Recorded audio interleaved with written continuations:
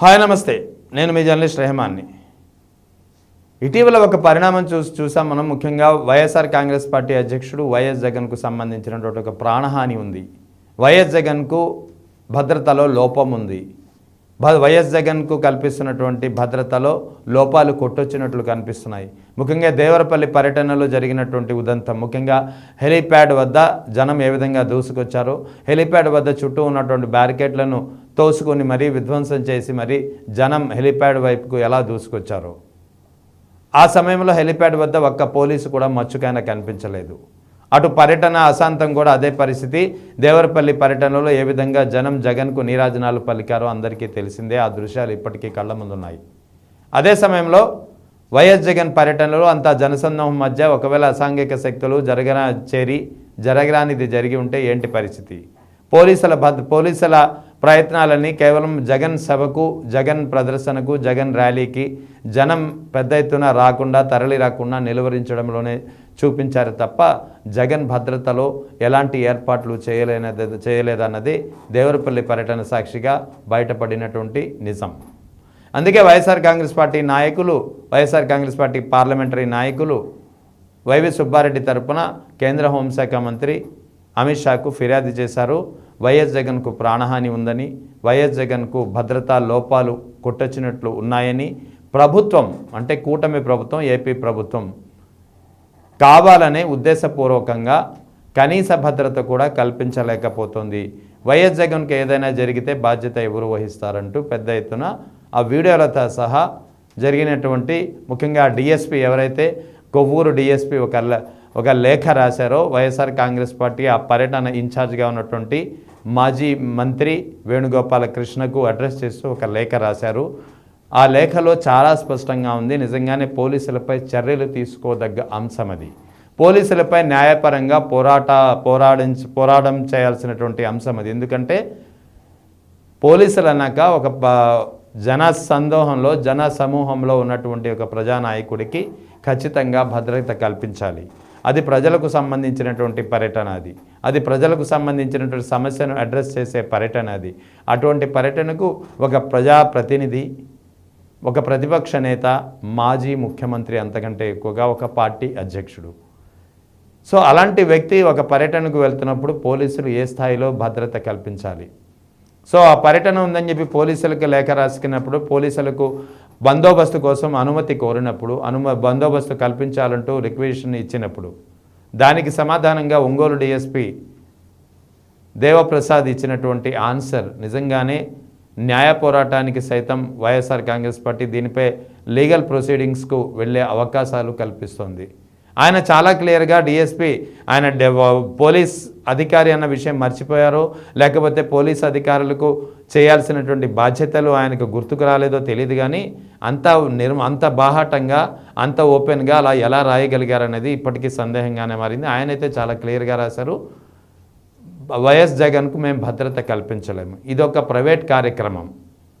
Private కార్యక్రమం కాబట్టి మేము మీకు మీ స్థాయిలో భద్రత కల్పించలేము, మీరు మ్యాక్సిమం వాలంటీర్లను నియమించుకోండి హెలిప్యాడ్ వద్ద.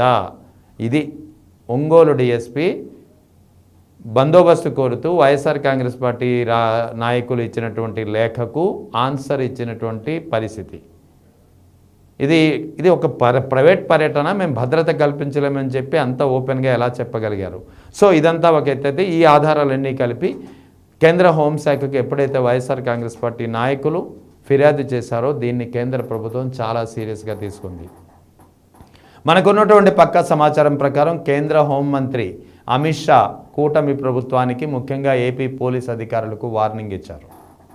ఆ వార్నింగ్ ఏంటంటే, జగన్ జోలికి వెళ్తే ఊరుకునేది లేదు, జగన్కు ఏదైనా జరిగితే సహించేది లేదు. వైఎస్ జగన్ భద్రత విషయంలో ఎలాంటి నిర్లక్ష్యం ప్రదర్శించినట్లు ఆధారాలు మరోసారి రిపీట్ అయినా ఊరుకునేది లేదు.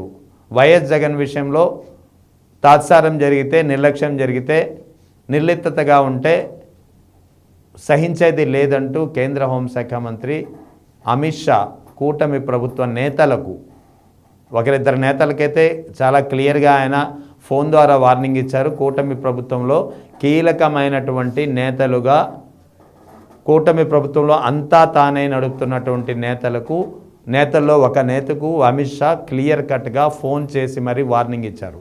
అది కాకుండా అధికారికంగా ఆంధ్రప్రదేశ్ పోలీసు ఉన్నతాధికారులకు ఒక వార్నింగ్ ఇష్యూ చేశారు. జగన్ సెక్యూరిటీ విషయంలో, జగన్కు కల్పించే భద్రత విషయంలో ఎలాంటి తాత్సారం వహించవద్దు, ఎలాంటి నిర్లక్ష్యం వహించవద్దు అంటూ.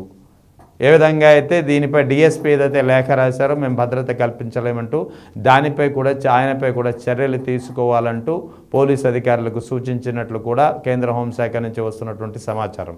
సో ఓవరాల్గా కేంద్ర హోంశాఖ ఇచ్చినటువంటి ఒక వార్నింగ్ కూటమి ప్రభుత్వానికి షాక్కు గురి చేసింది. నిజంగానే కూటమి ప్రభుత్వంలో ఒక కీలకమైనటువంటి భాగస్వామిగా ఉన్నటువంటి బీజేపీ నేతల నుంచి ఈ విధమైనటువంటి, అది కూడా తమకు నచ్చని తమ ప్రత్యర్థి అయినటువంటి వైఎస్ జగన్ విషయంలో ఆయన ఈ విధంగా స్పందిస్తారనేది కూటమి ప్రభుత్వ నేతలు కూడా బహుశా ఊహించే ఉండరు. ఎందుకంటే వైఎస్ జగన్కు కేంద్రంలోని బీజేపీ పెద్దలకు ఉన్నటువంటి బంధం ఎలాంటిదో అందరికీ తెలుసు. సో వైఎస్ జగన్ ఎట్టి పరిస్థితుల్లోనూ వదులుకునే పరిస్థితి లేదు. ప్రొఫెసర్ కె నాగేశ్వర్ చెప్పినట్టు వైఎస్ జగన్ అనే వ్యక్తి శాశ్వతమైన మిత్రుడే తప్ప తాత్కాలిక మిత్రుడు కాదు అనేది బీజేపీ పెద్దల మాట, పెద్దల ఆలోచన, పెద్దల మనసులో ఉన్నటువంటి మాట. సో అటువంటప్పుడు వైఎస్ జగన్ సెక్యూరిటీ విషయంలో ఏదైనా తాత్సారం జరిగినట్లు ఎక్కడైనా కంప్లైంట్ ఇస్తే ఖచ్చితంగానే హోంశాఖ సీరియస్ అవుతుంది. అదే జరిగింది కూడా. కేంద్ర హోంశాఖ మంత్రి అమిత్ షా చాలా క్లియర్ కట్గా వార్నింగ్ ఇచ్చారు కూటమి ప్రభుత్వ నేతలకు. ముఖ్యంగా ఒక కీలకమైనటువంటి నేతకు ఫోన్ చేసి మరీ వార్నింగ్ ఇచ్చారు. వైఎస్ జగన్ జోలికి వస్తే సహించేది లేదు, వైఎస్ జగన్ భద్రత విషయంలో నిర్లక్ష్యం ప్రదర్శిస్తే ఊరుకునేది లేదు అంటూ ఫోన్ చేసి వార్నింగ్ ఇవ్వడమే కాకుండా కాస్త బుద్ధి చెప్పినట్లు తెలుస్తోంది. ముఖ్యంగా ఏపీ పోలీసు అధికారులకు కూడా, ఏపీ పోలీసు శాఖలోని కీలకమైనటువంటి ఉన్నతాధికారులకు కూడా జగన్ భద్రత విషయంలో వెంటనే అలర్ట్ అవ్వాలి, వెంటనే అన్ని చర్యలు తీసుకోవాలి. దేవరపల్లి ఘటనలలో ఎందుకు ఇలాంటి నిర్లక్ష్యం జరిగింది, ఎందుకు ఇలాంటి నిర్లిప్తత చోటు చేసుకుందనే విషయంలో నివేదిక కోరింది.